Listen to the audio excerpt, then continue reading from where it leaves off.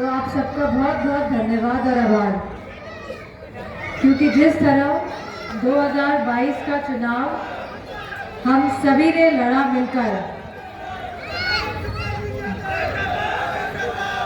क्योंकि 2022 का जब चुनाव हुआ था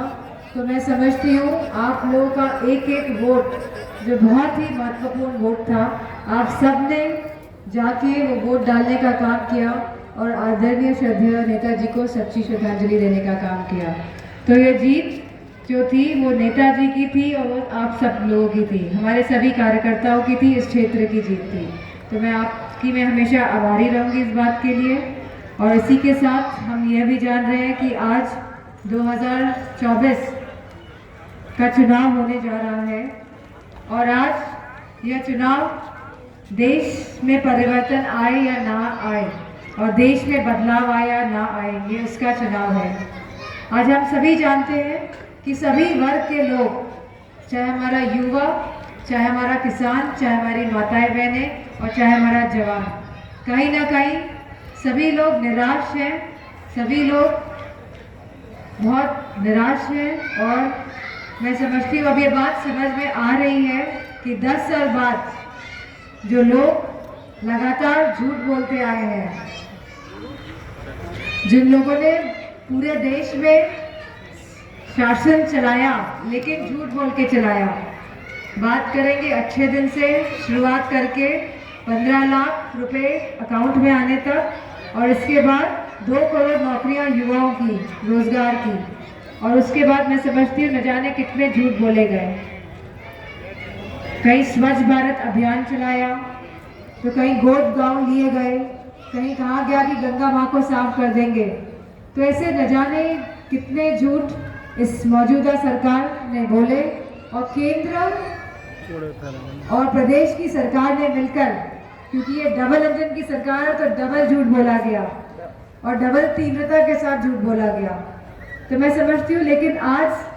सभी वर्ग के लोग जागरूक हैं, क्योंकि आज किसान कहीं ना कहीं अपने आप को आहत महसूस कर रहा है। आज बिजली महंगी, सिंचाई महंगी, खाद महंगी, डीएपी महंगी, और इसी के साथ युवाओं की क्या हालत है पूरे देश और पूरे प्रदेश में। लगातार किस तरह नौकरियां निकाल के निरस्त कर देते हैं और न जाने कितने पद ऐसे हैं जो अभी भी भरे नहीं गए हैं। तो हमें समझना होगा कि ये सरकार नहीं चाहती है कि रिक्त पद भरे जाए और नए युवाओं को नौकरी मिले, क्योंकि कहीं ना कहीं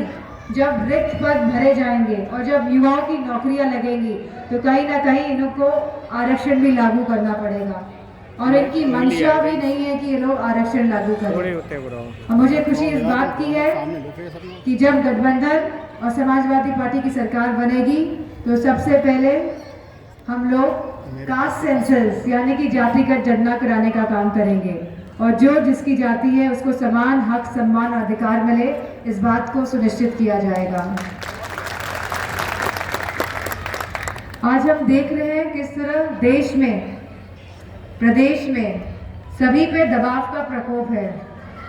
चाहे हमारे प्रदेशों के मुख्यमंत्री हो, चाहे हमारे मेयर हो, चाहे हमारे प्रधान हो, पूर्व प्रधान हो, जिला पंचायत सदस्य हो या कोई भी मजबूत कार्यकर्ता हो, सभी पे दबाव का प्रयोग करके कहीं ना कहीं ये सरकार लोकतंत्र को खत्म करना चाह रही है। अब बताइए, अगर आप दबाव से वोट छीनेंगे तो ये लोकतंत्र समाप्त करने की योजना नहीं है, ये एक षड्यंत्र है। जो लोग नहीं चाह रहे हैं कि देश में लोकतंत्र हमेशा स्थापित रहे और संविधान भी, ये लोग चाहते हैं कहीं ना कहीं उसमें भी फेरबदल कर दें। तो ये बहुत ही चुनाव महत्वपूर्ण चुनाव इसलिए है क्योंकि कहीं ना कहीं देश का लोकतंत्र और देश का संविधान की यहाँ बात है। और अगर आज हम सब एक साथ मजबूती के साथ खड़े होकर चुनाव नहीं लड़ेंगे तो मैं समझती हूँ आने वाले समय में युवाओं का नुकसान इसमें ज़्यादा है, माताओं बहनों का भी नुकसान है और हमारे किसान भाइयों का तो नुकसान है, क्योंकि 10 साल का कार्यकाल बहुत बड़ा होता है। अगर किसी भी सरकार को दिखाना है कि वो क्या कर सकती है तो 10 साल का कार्यकाल बहुत होता है। हमने देखा है पहले जिस तरह समाजवादी सरकार जब भी सरकार में आई है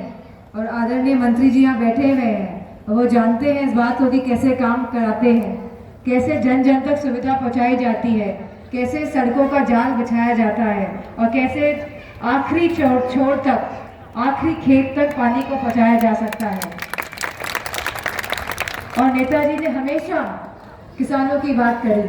सस्ती बिजली, सिंचाई के लिए मुफ्त बिजली, मुफ्त शिक्षा और सबसे सस्ती स्वास्थ्य सेवा की बात करी। और जब समाजवादी पार्टी आई थी तो गंभीर से गंभीर बीमारियों का मुफ्त इलाज की बात करी गई और गंभीर से गंभीर बीमारियों में मुफ्त इलाज दिया गया। इसी के साथ पेंशन दी गई महिलाओं को उत्तर प्रदेश में, और अब वही पेंशन हम घर घर लगभग 3,000 रुपये प्रति माह बढ़ाने का काम कर रहे हैं। और जैसा कि राष्ट्रीय अध्यक्ष जी ने कहा कि 16 लाख करोड़ रुपए कुछ पूंजीपतियों के माफ किए गए और फिर उन्हीं पूंजीपतियों को फिर से बैंकों ने लोन दे दिया। तो कहीं ना कहीं जो 16 लाख करोड़ रुपए माफ किए गए थे उसमें से छोटा सा अंश निकालकर हम अपने सभी किसान भाइयों का कर्ज भी माफ कर सकते थे, लेकिन जिसकी नीयत और नीति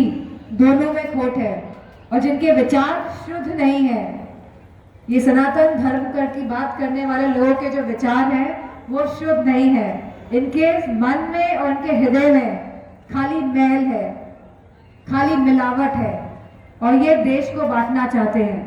लेकिन अब ये चुनाव देश को बचाने का चुनाव है, लोकतंत्र को बचाने का चुनाव है और युवाओं के भविष्य को